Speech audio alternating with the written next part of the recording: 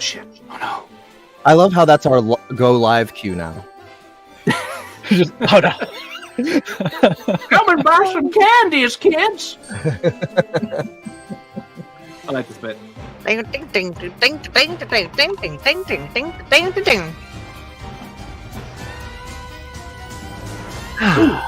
Mm-hmm. It's Soundbooth Theater live time, everybody. We Hey, are live. Betty! Hi, Betty! Hello. We're all here. Hi, We're all here. Betty. We are. Well, not everybody. JTJ couldn't make it today. He is delivering frozen peas to all the children across Canada. It's just something he does Yeah, that's what he does. every year. Frozen peas. He's Well, the very jolly bad green guy. giant of Canada. Yes, brilliant. Wait, Of I course guess he is. that's green beans. That's not peas. In Canada, it's peas. No, I think. Wait, doesn't Jolly Green Giant do all sorts of veggies? Oh I yeah. think maybe he does all the Corn. Corn. greens. They have corn. I don't know. They Oh, no, don't. maybe Well, not. Nope. he's a Apparently jolly not. giant. He is. He is. That's what really matters. Is the He's peas a we happy found along the boy. way. So welcome. The problem with the Green Giant is he was always trying to orient on Santa Claus, you know? Ho, ho, ho. This is my Oh, ho, ho. Santa. You, Santa. He's coming in. He's trying to steal his game, man. This is Mhm. bullshit. That's right. Welcome. Think of the everybody. missed merchandising opportunity they had. They could have done Santa Claus, Green Giant stuff, as you know, years ago. Well, from- it is red versus green. They're opposites, dude. They need to fight. We That's need like Christmas we colors. need a kaiju movie. Santa Claus versus the Jolly Green Giant. There you go. Yeah. All right. Welcome everybody to Soundbooth Theater Live. So glad to see you guys here. Who do we have in the chat? We have Mr. Gary Simmons, of course. It's go time. He says Nick is here, one of our new and very loyal and faithful watchers. Hello. DeProf is here in the chat. I don't know how that works. Snakey is here. I don't know that I've seen Snakey before. Welcome, Oh, Snakey. Snaky's been here. Melissa, Yeah, I think I remember Snakey. Melissa Hayden T is here. She is a blogger who has reviewed a lot of my stuff, actually, from like way back when I was Nice. Nice. Nice, So, nice.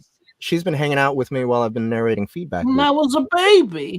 Yeah. Let's see. Camaro 76 is here. Good to see you as well, Mr. Sonovar. Mr. Sonovar. That's Ron Shaw, right? Yeah. That. Mhm. Yeah.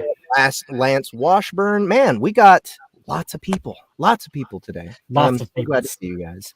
So, again, we are joined by Mr. Ray Johnson, Hello, the everybody. Lit RPG audiobook podcast host himself.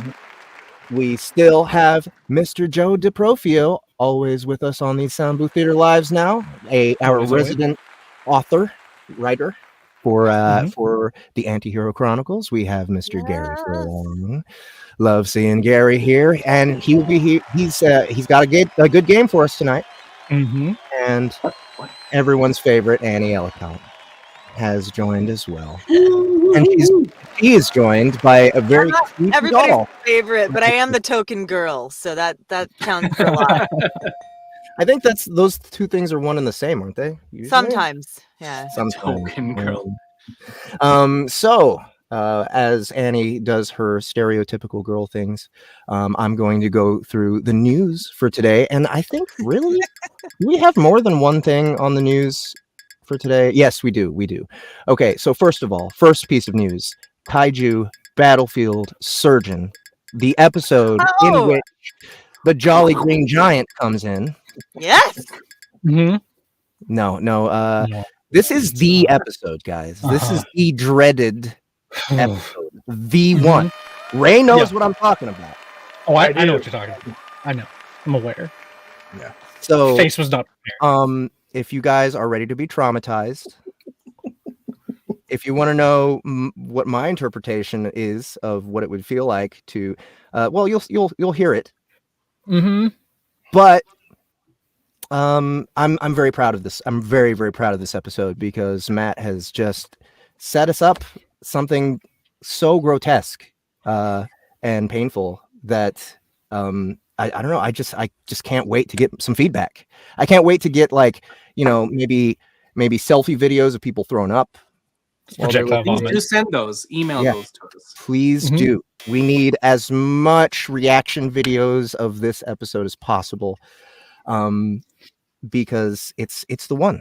It's the one. And if you get past it, it's like an achievement. It's like a rite of passage. It's a rite of passage for Soundbooth Theater fans. Achievement unlocked. Survived episode 3. Yes. I even say that you have survived episode 3 at the end, or Anatoly says that. But yeah, go pick it up, guys. It's free. Oh yeah, look at that cover. Cherry pitter tool. Wonderful. So good. That is a cherry pitter. Hey, Jeff, I just want to put this out there. If you need somebody to throw up for you, I can regurgitate on command. Really? I can't. Since I was a little kid, I've been able to do that. So got me out of school more times than you would ever know. Oh my Nice. god.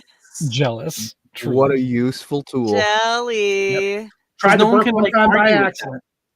It's like What's you that? got steak on the table. Like no one can argue with that. You can be, I have a headache. So do you have a headache? I don't think you have a headache. It's like, look, I got sick on your shoes. Yeah. I gotta go home. Bye. See ya. Yeah. So go pick that up, guys. It's free. Episodes 1, 2, and 3 are free right now on the Soundbooth Theater app. That's almost 8 hours of content for free. So go be spoiled by us. You Pick it up. brat. You pack of brats. Exactly. So the other piece of news, what was the other release today? Hold on, I gotta go review because it was an Audible release, and I was just so obsessed with that I just couldn't concentrate. Let's see. I have our newsletter right here. And Monster Hunt NYC 2. That's it. The reason, okay, it's I not saw that come up in Audible the other day. Yeah. It just came out on Audible on Monday. So it has been out on our platform before that, right? If you guys were smart, you picked it up on our platform and got it for only $8. But now you got to pay a credit for it. It's still there. It's still there. $10 you're paying for it now. At least if you have to be a fiend. You have to be a fiend to get that price for credits. Right on Audible, you have to prove that you're constantly buying shit to get credits at that price. So, most people are paying like $15 a month for a credit. Oh wow! Right? Yeah. Maybe I am too. Yeah. So, hey, Jeff, can I ask? Did you ever release any of the songs like onto like Spotify or anything like that? I really want to get "I Can't See You," but I know you're there, and that's one of my favorites. Oh yes. That is that one. We actually have a secret like fully produced pop version of that we haven't released yet. But what we want to do is we want to record. Slide one over to him. Slide one over to Ray. Well, Ray, you will get a secret MP3 that no one else. That you must never share with anyone. We will know if you shared it with other people. I will never do that. There is going to be an actual album, release at some point of extended versions of a lot of the songs, including the Chase and the Chase and Iris theme song with words. That one, dude, Alcamilus. Yes, that song has like 5 verses. Like there's gonna be a ton. Like if we actually collect all the music that we've done for Monster Hunts 1 and 2, we would make like a double album. And then Monster Hunt 3 is in like the pre-production stages right now. We're making plans for this. At some point I might be able to announce something about it that's happening. We haven't 100% decided, but pretty soon there might be an announcement about that. But Monster Hunt 3 is gonna happen, and it's gonna happen this year. So it'll be like a triple album after that. So once the entire series is done, ready to listen to an audio book, audio drama, deep dive format, whatever you want to call it, then we'll start working on actually recording just the music with a real band. I want to get a super legit drummer on this motherfucker. I know some guys here in Kansas City that I'd love to have on the album. Annie knows a ton of musicians. There's so many sick musicians in Kansas City. Tulsa too.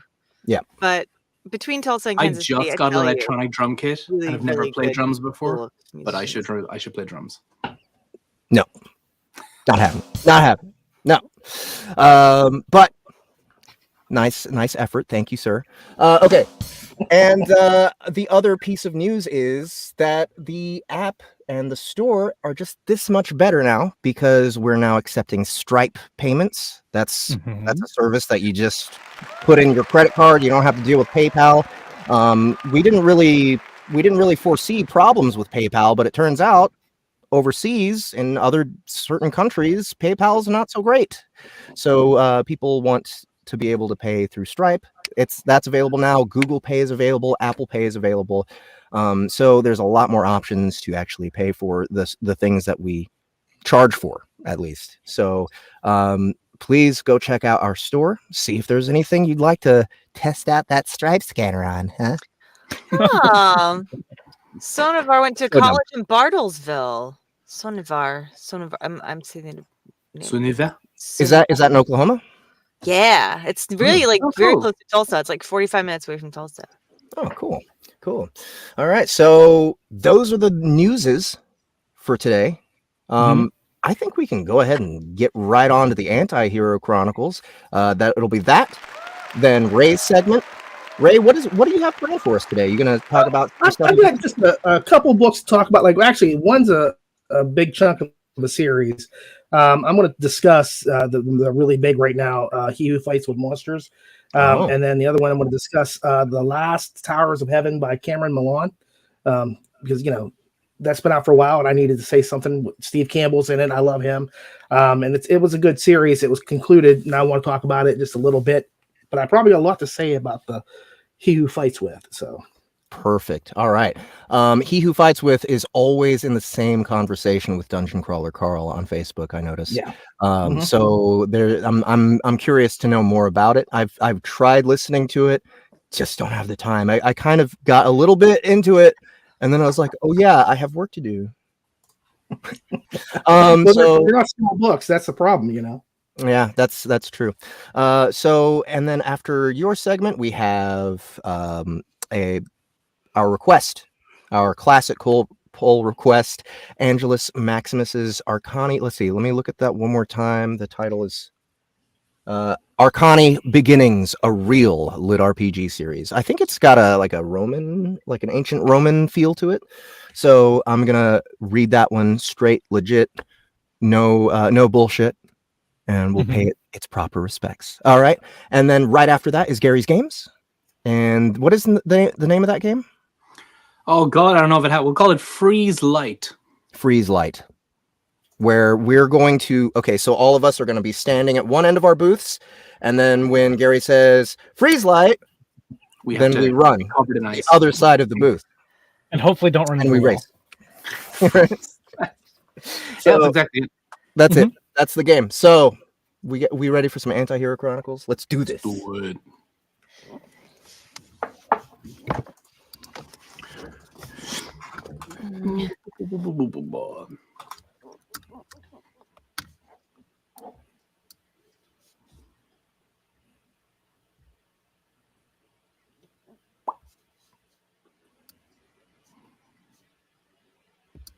Here we go.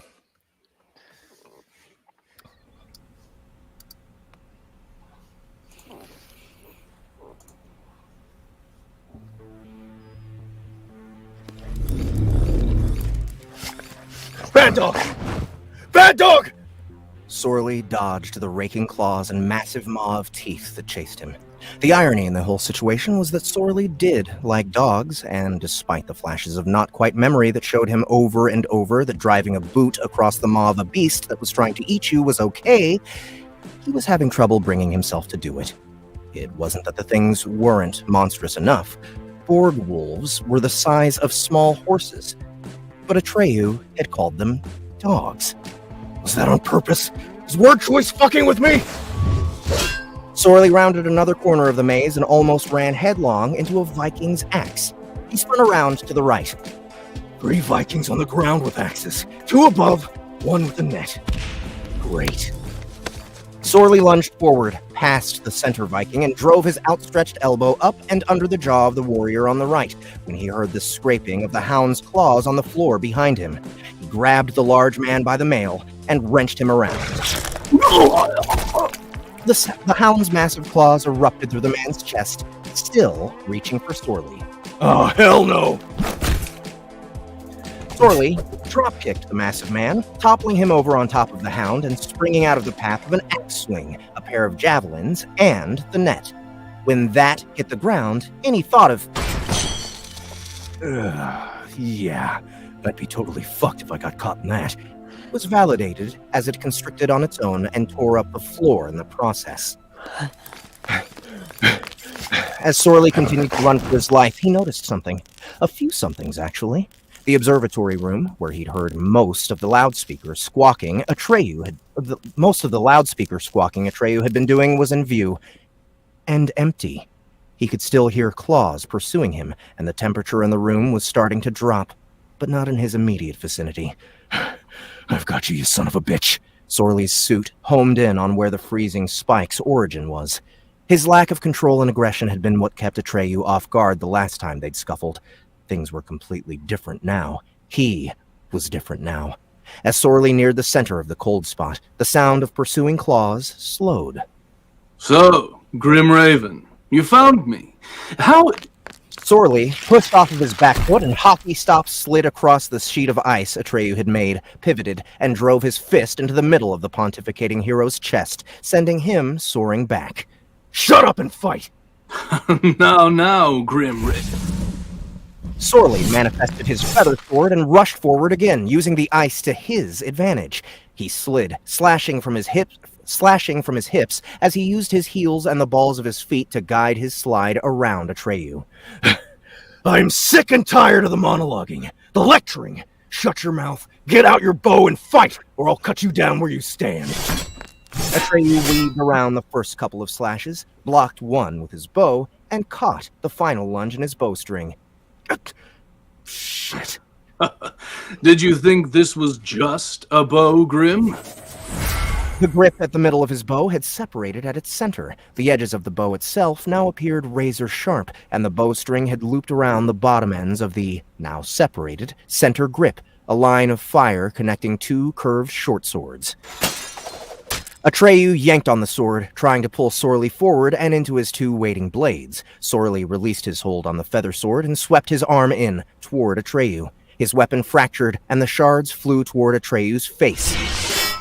The hero leaped back, twin blades flashing, deflecting the projectiles.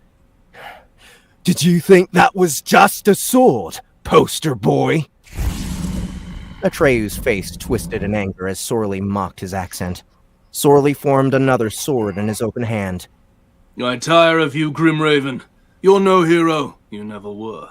Just a scared, angry boy in a suit who had abilities granted to him by some whore in a back alley. How did you get your first enhancements, What foul creature did you Sorley cut Atreyu's monologue short by opening a gash in the hero's chest. I said, if you didn't shut the fuck up, I'd cut you down. I wasn't kidding. Then you made the mistake of shit-talking one of the only people who helped me get here. You won't make that mistake again. Atreyu looked down at the seeping wound on his chest incredulously. How dare you? You arrogant! The clash of smoldering feather on ice wrapped around Sunfire echoed throughout the chamber. Right. Only business. Come on, then! Atreyu shoved Sorley's blade off of his and repositioned, lunging forward with both blades. Sorley was already moving, sliding again on the ice. Mid-draw flash, when the whole building rocked, sending the pair of them off course and sprawling. Ugh. Sorley tucked and rolled up to his feet and looked for Atreyu, who was hovering in the air with a hand on his earpiece. What do you mean someone landed a building on our building? Sorley arched his brow under his mask. Excuse me, good man, would you happen to be Grim Raven? Sorley was starting to get tired of people speaking into his mind. Who wants to know? Paranoid, gravelly voice, even in his head. It's gotta be him! My name, good sir, is Techno. I'm part of the crew here to spring you from your little cage. My associates, some of which I am sure that you know, should be arriving in your location in just a moment. That's a bad idea. And why is that, sir? Atreyu, 60-some-odd giant Vikings, and at least 3 bio-wolf-dog things are all out here. I don't think that's going to be a problem. Why not? Well, you see, Panzer, she seemed to be in an awful mood this evening, and then there's Go Loud. What? I need all available heroes to my location immediately. GSO HQ is under attack, and we have an escaped villain in the vicinity. Threat level Alpha protocols to be engaged immediately. And just like that, all hell broke loose. Go Loud looked out over the maze. Who would do something like this? Such a waste of space. I know, mi amor. What's his problem? Papi has wanted to finish the basement in our home for a while. He can't help but get a little jealous when he sees one, especially if he thinks it's been done in... Shadow looked out again, seeing the maze, the shack, and the clamoring Vikings. in poor taste. Panzer rolled her eyes before they snapped to a levitating figure. Atreyu. Of course that fuckwit would be here. Go Loud, you're up. Make us a hole. But I thought Plan Break Things was... Plan fuck it all! Yes, that one. Was only if things went all wrong. Isto stepped forward, still surrounded by a shimmering emerald aura, and punched out the front wall of the observatory. If you think any part of your plan hasn't gone sideways by now, you're delusional. Pardonne, senor, but I am the one who is supposed to be breaking things here. You hesitated. Do not make me show you why I... Look, Senor Molina, there are plenty of things down there for you to break. But the glass wall looked tan bueno smash. I wanted to break it. You know what I'm saying? Isto furrowed his brow and let out a long, exasperated sigh. Senor Molina, I apologize. I promise, when we find an equally smashable wall, I will insist that you do the honor of smashing it. You... Senorita, you are not so bad. With that, Go Loud leaped from the window and didn't drop. Huh? Pardon me, I have a question. What is it? Panzer wasn't sure if he was keeping himself from dropping or not. Pardon my words, but there is some crazy-looking puta around there. She has this strange thing going on with her hair, and she's holding her hands out at me, and I'm not falling. I want to fall, so I can break things. This is probably a bad thing, yes? That's Psyker, the GSO interrogator. She's a telekinetic and a telepath. The supplier silenced the building alarm with the flick of her wrist. Isn't she the bitch that mind fucks people to make them talk? Mm-hmm. And Grimm was down there with her? He sure was. For 3 days. She's mine. Got it? I am not planning on fighting her. I just needed to let me go. Hey, senorita! Would you maybe consider letting me go? You can just drop me. I would be muy... Go Loud dropped out of sight. That's a bad matchup, Leap. You're not the only one with a trick or two up their sleeve. Leap winked before she vanished off the ledge. The sound of rushing, shuffling cards filled the air as a man in a garish purple tuxedo and top hat, complete with neon orange trim and accessories, appeared. The cards continued to swirl, making a portal that Arclight and Ray stepped through and into the observatory. Nadia, been a while. Raymond Kantz, the solar hero, codename Ray, capable of absorbing light directly from the sun, moon, and stars, and unleashing it on his enemies in a barrage of searing heat and blasts. Raymond, now is not really a good time for me, so... Shadow, I'll take him. You take Presto, and she... Presto the Magnificent is mine. Do I know you? Oh, you will. The supplier contorted her hands, forcing the spinning cards to reverse direction and surround them in a vicious squall. When the cards dropped, neither of the magic users were anywhere to be seen. New plan, Ryder. You get to Grimm. I'm sure he's hurting and needs backup. Shadow, prep for exit. I'll handle these two. Yes, ma'am. Atreyu and I have some catching up to do anyway. Shadow nodded and vanished into her namesake nearby. Riggs, you think you can handle me, let alone the both of us? Don't make me laugh. Panzer stripped off her button-up uniform top and let the heavy garment fall to the floor, rolling her muscled shoulders forward. What was it that she always said? Panzer called on the most destructive power she'd inherited, Nova's power. She'd watched the woman handle entire legions during the 2050 conflict, awestruck, and had only called on Nova once before. Panzer held both her arms up in front of her. Energy crackled between them, tracing over the deep lines of her musculature and piercing the air with a high-pitched whine. Bitches. A ball of plasma and doom formed over her chest. Love. A crackling overcharge of energy consumed both of her arms. Cannons!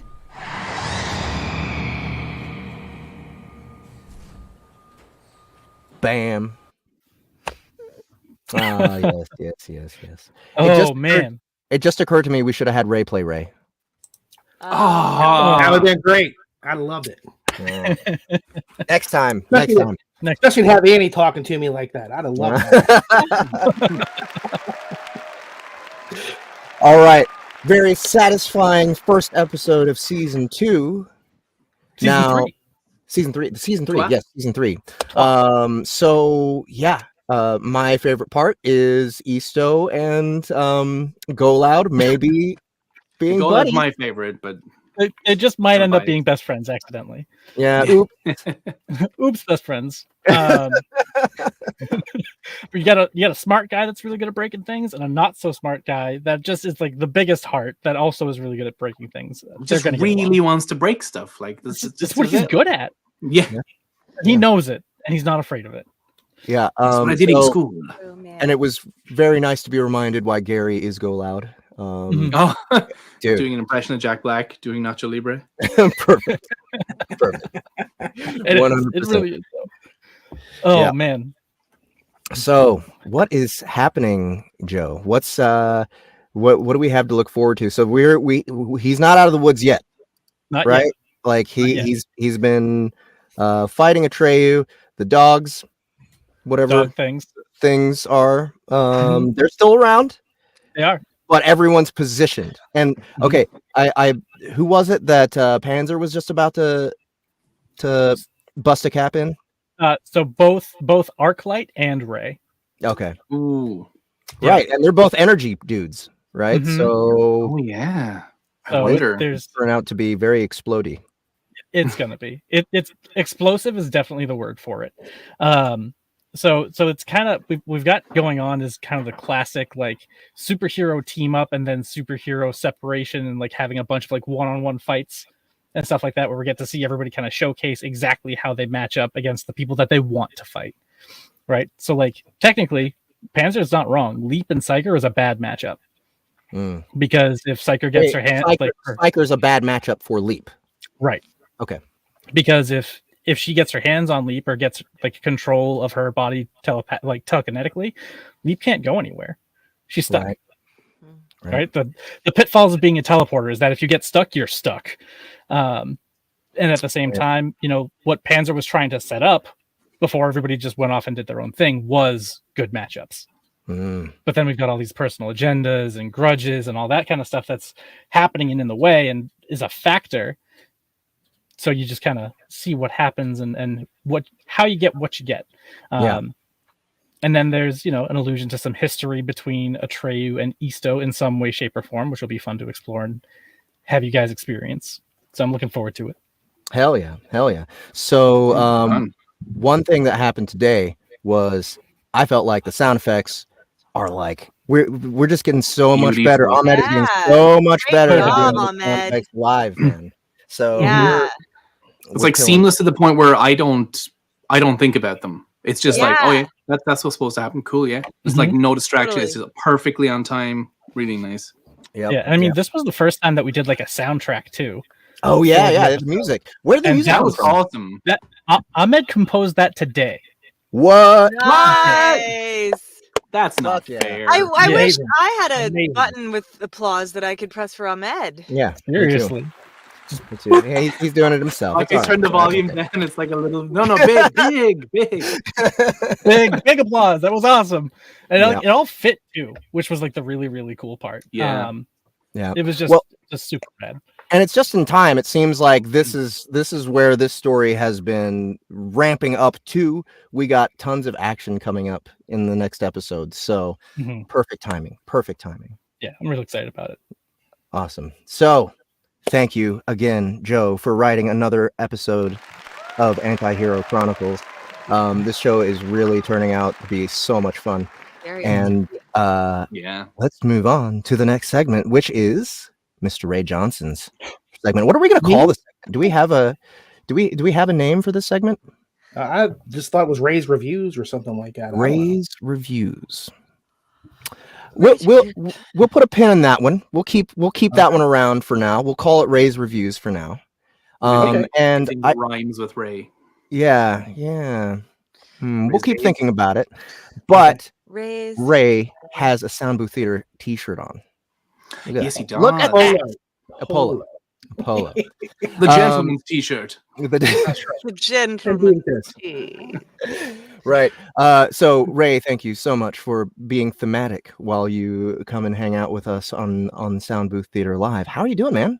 I'm grand as always. I'm feeling just capital lately, so cannot complain about life. Cannot complain. Perfect. So you got some reviews for us? I do. I have two things I'm going to discuss today, and I'll do the one semi quickly, and then I'll go into the other. The first one I'm going to talk about is Towers of Heaven, Book 3 by Cameron Milan, and it's narrated by Steve Campbell. And the first thing I want to say is Steve Campbell is one of my favorite narrators. You know, I've got a handful of people I never miss. You guys are one of the SBTs, one of my favorites. I've got several other people that I try to not miss at all if I can. And Steve is one of the prime ones there. I just love Steve immensely. He does a great job on this series. And the issue I have is with this book is that book 1 and 2 really had like a lot of story buildup and progression, and it was a little different from what you normally expect. I'm not a big into tower stories, so to speak, like you have to climb levels and things like that. And this book really gripped me from the start. I mean, it was just like book 1 was like, wow, book 2 was great. And then book 3, it was like Cameron kind of like went off on a tangent, and he kind of didn't do any of the things he did in book 1 and 2. And it was impressively rushed is the best way I can say it. It seemed like he just wanted to get the series closed out and finished. So there was a lot more, the saying, show don't tell. It was kind of the inverse of that. It was like, I'm going to tell you a whole lot of stuff that happens, and then then you go from there. So I enjoyed it, but I was really let down by the way that the book completed itself, the series completed. And I hate to do that, but I'm going to say it was like a 6.75. It was like a 6 3/4 stars. Oh, wow. Yeah, I mean, because it was just the first 2 books were great, just really off the charts, great.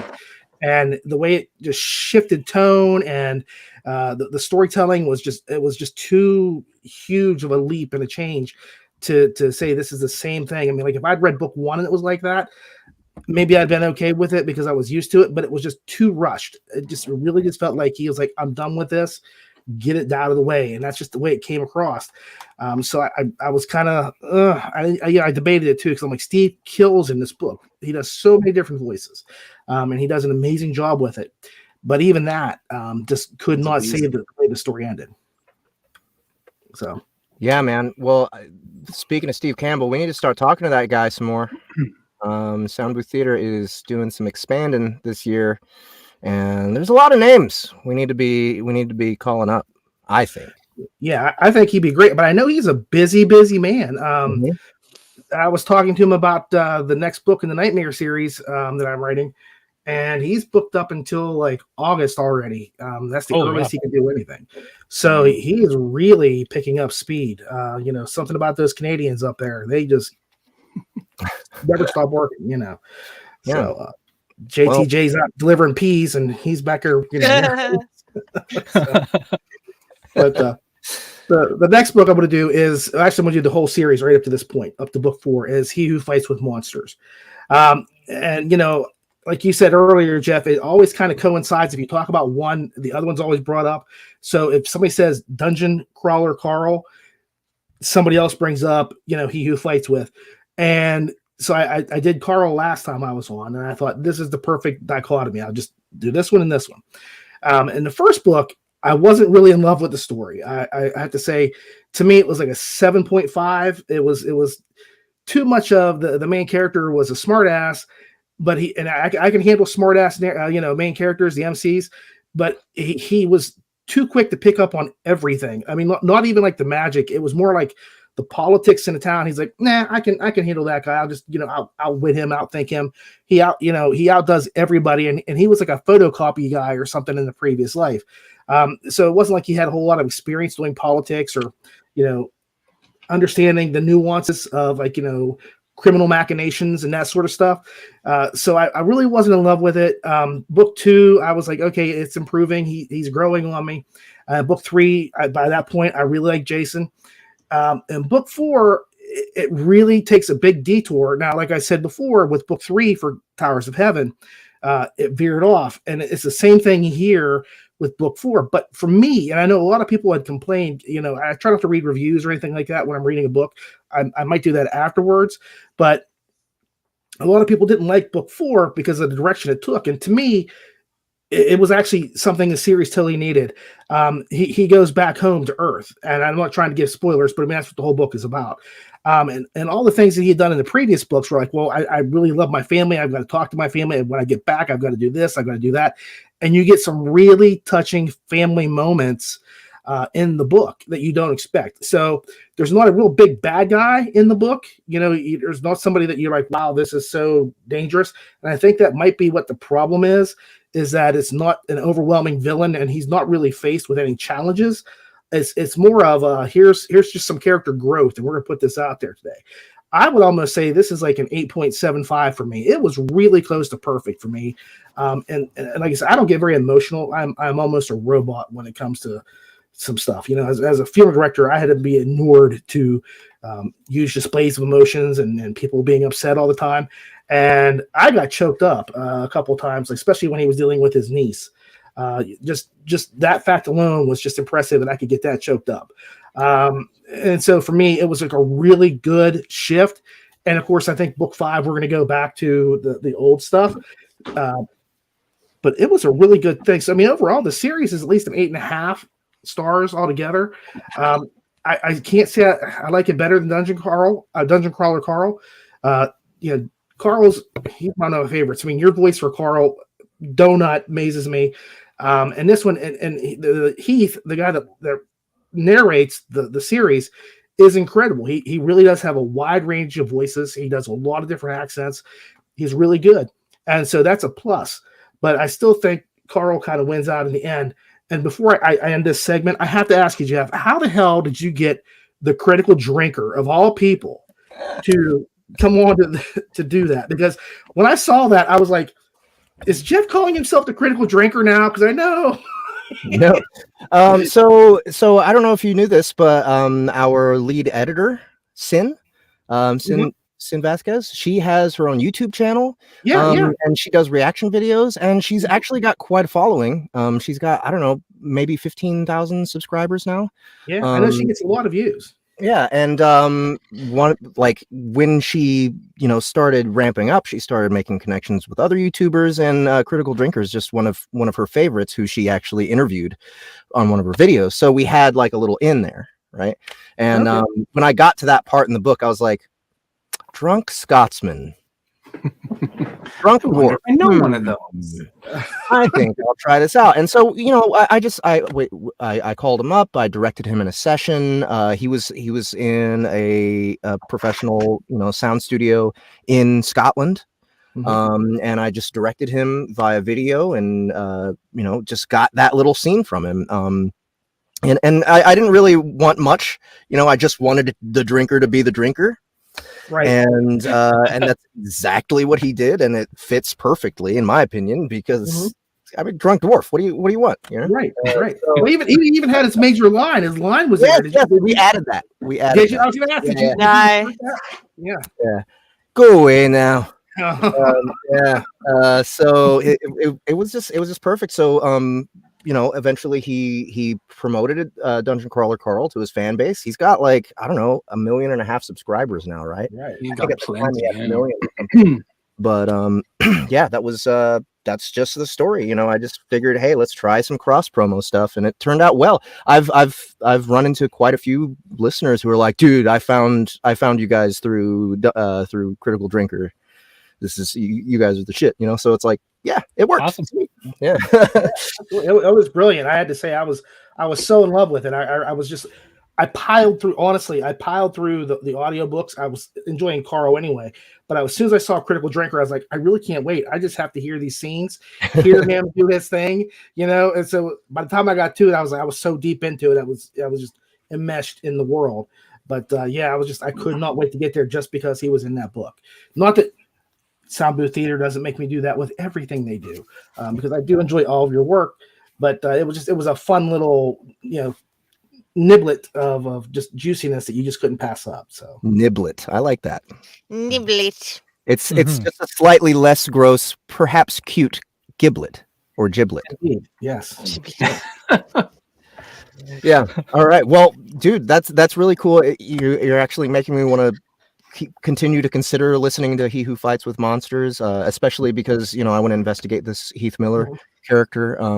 It's so hard for me to keep up with narrators, like having our own batch of people and watching out for them, and concentrating on our own work. It's like, right, that's something that we as narrators don't do enough, is investigate each other's work and investigate who's coming up and figure out why. I want to learn more about the guy, and I want to hear his performance. So a recommendation from you is very high praise. So I'm going to give it another shot. Okay. Good. You'll enjoy it, I think. Awesome. Well, Ray, thank you so much for your reviews. There we go. There we That's go. Reviews. Better than knucklehead reviews or something, Can we just take out the rays? Reviews. Reviews. Nice and tight. Reviews. we need to get some reviews. Reviews. Yeah. Yeah. All right. Okay. We'll stick a pin in that one too. Ray, you let us know if you find something. We'll think upon it. Yeah. All right. Cool. So thank you for that review. And now we will go to Mr. Angelus Maximus's Arcani book here. I'm going to sweep the stage. It'll be just me. You guys can go smoke crack for a little bit. Yes, love smoking crack. Yeah, and I'm going to take care of this. So let's see here. I got to look it up again in my email. Here it is. Yeah, Jeff. I'm not hearing any smoking. My name is Jeff. Okay, first of all, look at this cover. That is horrifying. I love it. Three dudes. A lot. I don't know if this is like I'm kind of excited now looking at this. I mean, not that kind of excited, but excited to know it. Yeah, this looks compelling. Maybe you guys are gonna find something amazing as your next Kindle read. So here goes. All right, we have descriptions here. The characters are Roman. As long as they have the voice of someone from the era, it's good. A British voice is preferable. Okay, so not Roman, British. Not accurate, but that's what we want is British. Good. That's very, very I think that's what all Hollywood movies do with Romans, right? And Grecian. Everyone is English. Yeah. It's like the official translation of the Roman is in British. Right. In British English. Okay. All right, well, here goes. I'm gonna just wing it. We don't have any character descriptions or directions. Just British. Here goes. How about Bowie? I'll narrate as Bowie. Yes. Hispania, ancient Rome, 14 BC. It was 14 years before the birth of Christ. A young Roman named Marius found himself on a trade boat set for the city of Brigantium. Marius was a young Roman who resided in the Roman city of Corduba, located in the province of Hispania Ulterior. He was raised in the prominent Sextus family that governed the city of Corduba and the province of Hispania Ulterior. He was on a ship transporting supplies to Brigantium to assist them in taking over an area only known as the Waste. Marius tagged along with a bard named Lucius. The two of them enjoyed the ride as they rode off the coast of the Roman Liberian town of Olisipo. The journey would begin there. "How are you enjoying the ride, Marius?" Lucius asked Marius. "It's okay, but seeing nothing but water eventually gets boring," Marius answered. Marius was a 23-year-old Roman who was one of the children of Attius Sextus, the governor of Corduba. He was a young noble Roman who enjoyed a good adventure. That's why Marius decided to oversee the transport of goods for his father. He was also very knowledgeable about the governmental affairs of Rome, not only local to Hispania Ulterior either. He had a short sword and leather jerkin in case pirates or brigands attacked the ship. Marius also had a black cape to signify that he was from the house of Sextus. Lucius was a bard who provided entertainment during the long boat ride. He enjoyed playing the small harp he had. The bard also enjoyed singing songs and ballads. Lucius was well liked in Corduba as an entertainer and made a living entertaining the wealthy. Looking at the sky, it was a beautiful afternoon with not a single cloud in sight. "I know, but it's better than being stuck at home, don't you think?" "Perhaps you're correct, Lucius. I have to say we've been blessed by Neptune so far. No sea storms in sight. We normally don't get lucky like this. I think I'll eat another piece of bread along with some cooked bacon." "There's nothing like bacon, hee. I know I'm correct."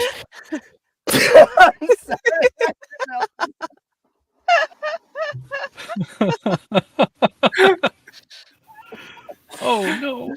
Oh, shit. Okay. Sorry. Sorry.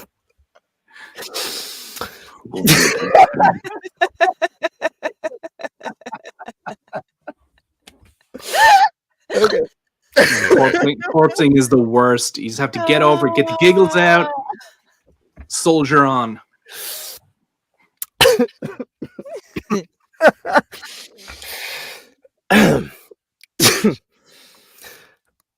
I know I'm correct. You just need another one of my jingles. Sit down and relax, will you? I knew there was a reason why the gods created pigs. Bacon is the food of the gods. I just can't get enough of it. I can't wait to hear what you've prepared. Lucius prepared to sing one of his jingles. Okay. All hail Rome, the greatest empire in the known world, blessed by the wonderful and beautiful Venus. The lush farms of Ceres are to die for. All hail Rome, the greatest empire in the known world. Mars! Before Lucius could finish his jingle, the boat shook. The impact knocked Marius to the floor. He got up from the floor and saw a few ships that belonged to Iberian brigands that hadn't accepted Roman rule. The brigands started to shoot the boat with arrows. The crew of the ship fired back. Also, the triremes guarding the trade boat started firing at the pirates. One of the pirate ships sailed next to the trade boat. The brigands from the ship began to jump into the trade boat. "Pirates!" Lucius screamed. "Back away and get the lifeboat ready. I'll fight these pirates off," Marius shouted. With a short sword in his hand, Marius began to fight off the brigands. While Marius was fighting off the enemy, Lucius went to get the lifeboat set up and ready to deploy. The Iberian brigands aimed for Marius, trying to slash him. However, Marius was pretty good with a sword as he fought the incoming pirates. He took a couple of hits, but nothing too serious. Defeating the first wave of pirates, Marius saw flaming arrows landing at the sail of the boat. The sail and flag had caught fire. "Oh dear, Neptune, it looks like I'll have to explain to my father what happened later. For now, I need to make sure I don't become sliced cheese," Marius said to himself. "Marius, hurry! I got the lifeboat ready," Lucius shouted. Marius rushed over to the lifeboat along with the bard. The boat started to catch fire while pirates had overtaken the galley. They plundered and looted whatever they could get their hands on. There was nothing that Marius could do about the trireme. He and Lucius hopped on the lifeboat and began to escape the chaos. "Let's sail to that coastline," Lucius shouted towards Marius. "Okay, we should be safe once we hit land. Oh, thank Neptune. Also, thank the gods that I have a friend like you, Marius. I thought I was going to see Pluto early." "None of us are due to see Pluto. Stop that talk and guide me to the coast." Lucius guided Marius towards the coast of Olisipo. Marius could only see the giant trade boat burning. He knew nothing was salvageable in that boat. While his father would be upset, Marius was sure that his father would be grateful that he was still alive. With the help of the waves, the two of them reached the coast and landed. "Oh, thank goodness we made it," Lucius said. "I admit that was rough. However, it's time for us to get to Corduba. I admit it's going to be a rough trek there. Someone has to do something about those pirates." "I think it's more than just random pirates attacking." "What do you mean, Lucius?" "What I mean is," before Lucius could finish answering the question, the two of them saw what looked to be a griffin. "What in Pluto is that? Didn't I just establish it was a griffin?" "Sorry," Lucius asked. "No way, it's a griffin. But what's it doing here?" "I think it's after us." The griffin was a huge, eagle-like mythical creature that resided in Rome. Griffins were usually found in mountainous areas and kept to themselves. This particular griffin had red eyes, along with a glow of dark energy surrounding it as if it was created from pure evil. As Lucius and Marius dealt with the griffin, there was a fisherman named Marcus. Marcus was fishing on his favorite spot by the beach. He searched for a decent-sized fish for dinner until he heard the commotion behind him. "What is that?" he asked himself. Marcus was a humble Iberian Roman who lived in Olisipo. He worked in his father's inn.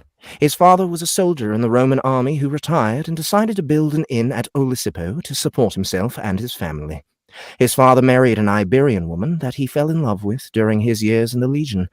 Marcus wore a brown toga and was equipped with a wooden staff used to defend himself. The fisherman looked at the commotion that was taking place and thought he needed to help the men. Meanwhile, the griffin flew and slashed Lucius in the back. The bard fell to the ground, bleeding to death. Blood spilled onto the sand. Marius had no time to check on his friend as the griffin was ready to attack.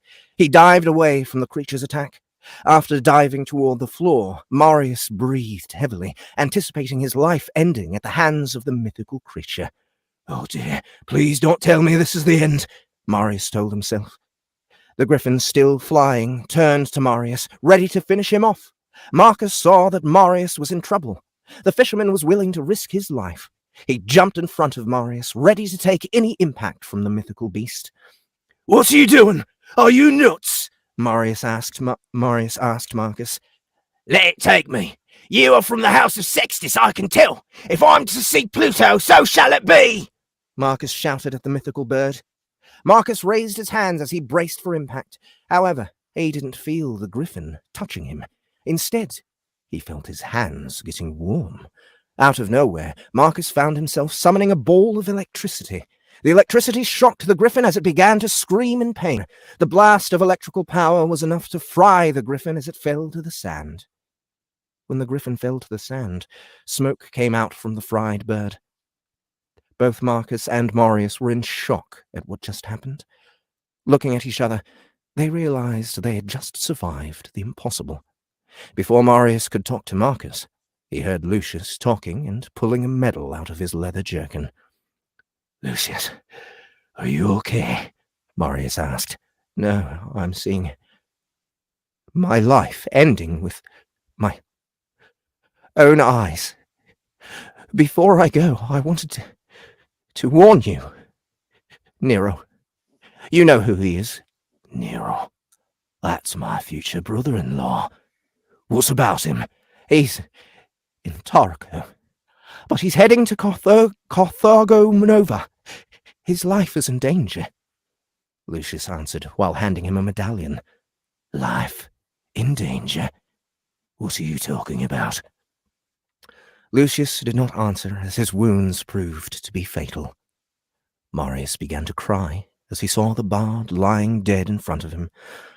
Looking at the medallion, Marius saw it had a picture of an Arcani spy with a staff guiding sheep like a shepherd. The only thing he knew about the Arcani was that they were spies. The Arcani were established to eavesdrop on the enemies of Rome. The Shepherd Arcani was a division of the secret force dedicated to patrolling Hispania. They were considered recruits of the Arcani, and therefore given Hispania, which was under Roman control. They had a reputation of being more of a cult than an actual force, but that was more of an opinion than fact. Without evidence, Marius couldn't choose one side over the other. All he knew, the shepherds were a people he never cared about joining. The Shepherd Arcani was comprised of rich Roman boys looking for a group to grow with. However, Marius was unable to make any connections between the threat against Nero and the Arcani. Nevertheless, he had an adventure in front of him. He saw Marcus as a potential partner to join him in his quest to protect Nero. "Are you and your friend okay?" Marcus asked. "I'm fine, but sadly my friend isn't going to make it. Anyway, thanks for saving me." "I was only doing the right thing, honoured one. You are from the House of Sextus, after all. However, I don't understand what I just did." "I do. You must be a mage." "A mage? I don't even know the first thing about magic. I work in my father's inn and do odd jobs for a living." "You have a gift for magic that you haven't realised yet. However, I'm willing to take you to Corduba with me, where one of our mages will teach you to use your magic properly." "Go with you? It would be great to go with you, honoured one." "Would you stop with this honoured one talk? My name is Marius. Please call me by that. I don't need the formal name calling. Besides, I owe you my life." "I don't know what to say. I'm just in shock that a person of your influence is talking to me like a human. I'm not like the rest of the big shots in Roman politics. So how about we get moving?" "Okay. My name is Marcus. Pleased to meet the man who saved my life." The two young men shook hands as their adventure began. Marcus saw Marius walk to the body of Lucius, looking for any supplies. And that's the end. Woo, woo. Okay, Angelus Maximus, thank you so much for requesting that on our SBTL Classic poll, and thank you all for voting for it. And yeah, if you're interested, go check it out. You can just search Betrayal of the Arcani Beginnings on Amazon. You should be able to find it. Mm-hmm. Yeah, you have a cover to look for now. Nice. Right, that's our classic poll for today. And now it's time for Gary's games. Oh yeah. And Ray, you're joining us for the games, are you, sir? Of course. So it's a pretty. So we're gonna go clockwise. Now, Jeff, I don't want to put it on you to start. So basically, what we're gonna do is, I'm gonna come up with a funny or a silly premise. I'm gonna say, if animals could talk, which would be the rudest? So yeah, I'm gonna start talking about that. When Ahmed hits the buzzer, whatever I said last is now the start of the new sentence. So if I said something like, I don't know, there's beef in my pocket or something like that, but that has to be the beef in my pocket has to be the new thing, and then the other person will just riff on that. this is a difficult game, so we'll see how we do. And if anyone gets confused, just let me know. If anyone gets confused, it will be hilarious. Don't worry. Yes. Just as long as it's entertaining. That's the whole point. One second, guys. I just got to go get some water. Hydrate or dehydrate, I would say. I'm going to start. Entertaining. If animals could talk, I think that we're going be quite rude. Counterclockwise or clockwise? I'm going to say, so on my screen, it's going to go me, then Jeff, then Annie, then Ray, then Joe. Is that what it looks like on everyone else's screen? No, Ray's on my left. Ray's on my left. Hey, I got your left. What can I say? On your left. Wait, that can't be right. We're streaming. Yeah, we should have the same. Hold on, Gary. We should all have the same. It should be Joe after Annie. Yeah. I'm so sorry. Yeah. Yes, you are correct. That was my mistake. I know directions. Okay. See, Garrett was the only one that followed directions during that little break and actually smoked crack in between. Yeah. I smoked so much crack. Okay, if animals could talk, which would be the rudest? Here we go. I think if animals could talk, they would all be pretty polite.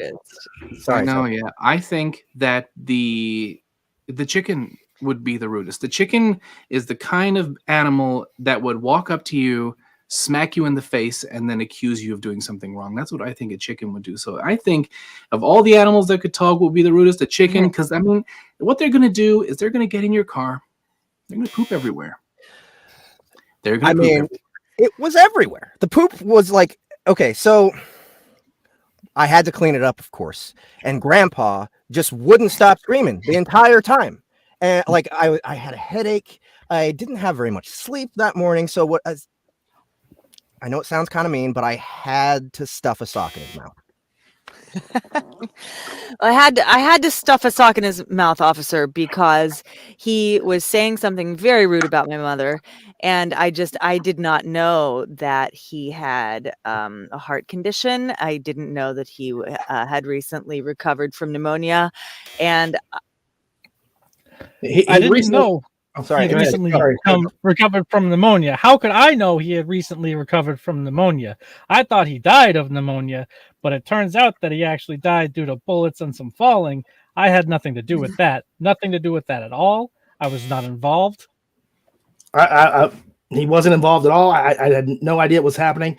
To be honest with you, I think it was my grandmother who made a pie, and she made it for me, but he ate it. And the next thing you knew, he wound up like that with the sock in his mouth.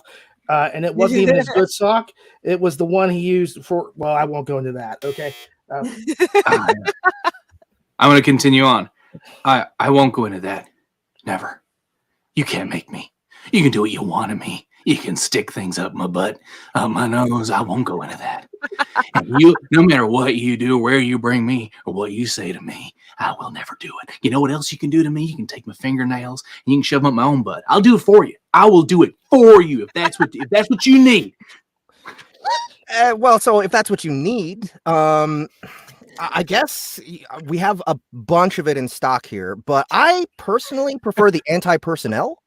I don't do a lot of shooting through metal plates and stuff. I like to break into the house and, like where their soft bits are already exposed, right? Like where their soft bits are already exposed, that's where you want to aim, because paintballs, they really sting a lot, and if you can bring a little tear to your opponent's eye, it'll really be distracting to them, and you could probably get several more shots in. Okay, all right, now team Windmill Falls Middle School, I want to see a show of Team Windmill Falls Middle School. It is up to you to save the known world. You read Ender's Game, and now you get to live it.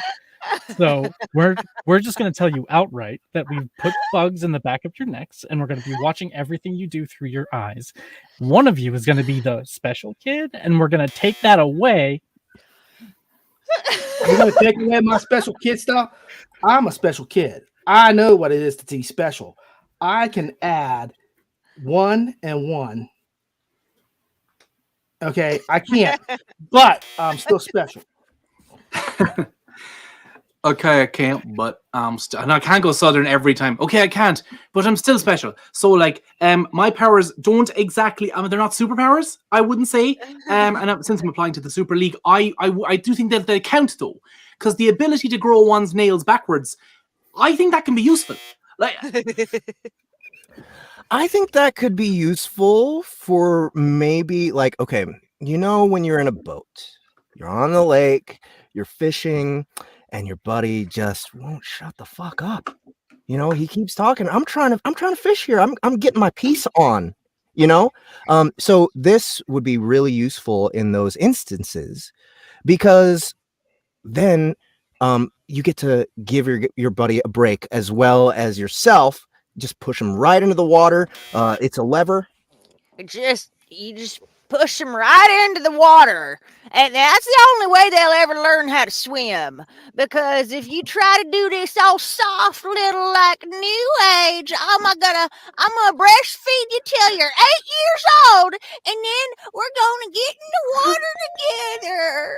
And I'm gonna put these stupid little floaties on you that have on those rainbows on them. What do you think's gonna happen? Someone's gonna push them. Someone's gonna push him in. That's where we left off, right? Okay. I mean, someone's gonna push him in. I'm not gonna be that someone, but I mean, someone's gonna. Everybody knows here that someone's gonna push him in. So you and me, we're just gonna walk up right behind him, nice and easy, kind of like Steve Irwin trying to pet a crocodile, and we're just gonna put one hand on each shoulder and tell him it's okay, we've got you, and just push. That's it. And push. That's what I said to my wife, and she did, and she broke every blood vessel in her face, and she couldn't breathe out. She just like this, and baby didn't come. So I told her push again, and she didn't listen. She held her breath and she pushed, and all of her blood vessels, her face was purple, her eyes were that big around, and so I said, I'm gonna just get behind you, and I'm gonna push. So I stood behind her and pushed on her stomach, and so I pushed on her stomach, right? And I didn't know she'd eaten like 6 pizzas the night before. I thought it'd be a funny little joke. Push her on her stomach, make her go, "Ooh, what you do?" She vomited everywhere, all over the floor, all over my face. It was disgusting. I don't know what you're doing with yourself, eating 6 pizzas the night before. What's the matter with you? I mean, I shouldn't have pushed on the stomach. Let's be shit. That was shitty of me to do. I didn't mean it. Well, I didn't mean to do it. I shouldn't have done it. I shouldn't have done it. I shouldn't have done it. I mean, she was just trying to be nice, you know? But something just took over me, you know? When you're at a restaurant and someone tells you what your face looks like in front of the waitress, like what can you expect from me? So I paid for the bill, of course, and the hospital bill as well. It was a mistake. I get it, but gotta admit, it was also fun. You know, like sometimes being in a situation like that with another person, they just go out of control, and you got to do something about it. Sometimes being in a situation like that with another person, it just kind of go out of control. I didn't know that this little girl would not think it was funny when I smashed the cake in her face. I thought we were just trying to be friends. I thought she would say, "Oh, you're so funny. I can't believe I'm hanging out with such a cool celebrity." But she did not think it was funny. She was very afraid. She went right over to her mother and she told her that I had pushed her down, which I did not mean to do. I just meant to smash the cake in her face. But, you know, she fell down the stairs, and it wasn't very good. It wasn't very good. And I'm going to tell you why it wasn't very good. Wasn't enough milk in the frosting. And I know what you're thinking. Milk and frosting, you're crazy. But I'm telling you right now, You put a little bit of skim milk in your frosting the next time you make it. The next time you make it, you want to make sure the mood is right. You want to have the right music, the right lighting. You want to have a bed. That's the most important thing. That's the most important thing. Your beautiful face. Your flashing eyebrows. Okay, let me put a bit of mascara on there. That's the most important thing, the eyes you see. I want to look into those eyes. I want to see the world. I want to see the universe in your eyes. That's the most important thing, okay? Now, fucking don't move! I'm taking the picture right now. I'm taking the picture right now. And it's gorgeous. The sun is shining. The horizon is a deep vomit orange. And I can't believe it. You know, I can't believe that I'm witnessing all these wonderful colors, macaroni and cheese. Macaroni and cheese is my favorite. But if you don't have that, it's okay. I also like SpaghettiOs. But if you don't have macaroni and cheese or SpaghettiOs, I will have to fire you and hire a new nanny. I'm guessing the bing, bing, bing is that we're done? I'm sorry. No, It just means Ahmed likes it. And he's getting points. That's Okay. I got confused. I'm sorry. So it's I'll hire a new nanny. Is that what it was? I think so. Okay. I will fire you and hire a new nanny. I will fire you and I will hire a new nanny. I tell you right now. You ain't gonna tell me this stuff again. I come home and there's just shit everywhere. We're going right around full circle again. Shit everywhere. It's on the walls. Shit everywhere. You think this nanny's going to work? I say no nannies. We need an au pair. We need somebody with au pairs of. all right. A pair of watermelons, and I'll have 6 apples and 17 bananas. And now I don't want any more or any less bananas. The rest I'm okay with. I need 17 bananas. If the order is incorrect, look at me. If the order is incorrect, I will bite you. Like multiple times. I'll come to your house. I'll bite your family. Now just know that that's going to happen if I don't get 17 bananas. So if I don't get 17 bananas, I have to explain something to you. She's going to be very angry with me. She's going to be very angry with me. Okay.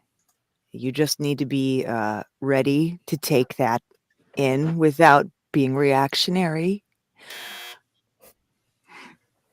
You need to take that in without being reactionary. You need to be calm and level and steady. Just empty your mind and let it all... Empty your mind and let it all bleed away as your cracked skull hits the floor. Don't think about anything. You won't be able to. Just let it all flow.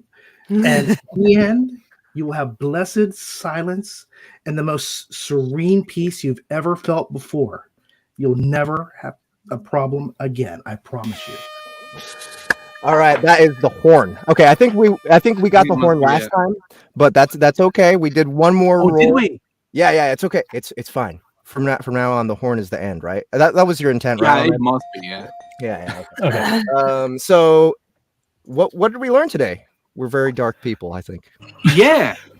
We have a sense of And humor. sexual. We're dark and sexual. I go to We're all butts deviants. way too often. Yeah, and we like to pick on old people, I guess. Yeah, Maybe. and we're gonna fire the nanny. Definitely. Definitely.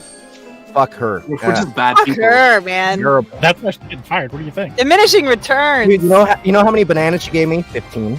Oh. Fire Yeah. that bitch. Get her out. Yeah. Get her